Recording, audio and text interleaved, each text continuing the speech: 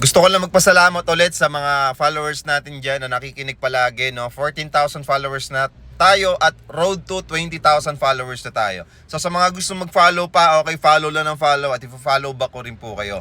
Salamat sa patuloy na panonood ng mga contents natin na pwede makatulong sa inyo sa journey nyo sa pagbili ng real estate property. And yes, kung interested din kayo sa mga affordable property, maliit lang yung cash out, pero pwede nang malipatan agad at wala pang down payment, baka ito na yung account or channel na para sa inyo. For only 10,000 to 25,000 cash out only lang, pwede ka na magkaroon ng sarili mong condo unit.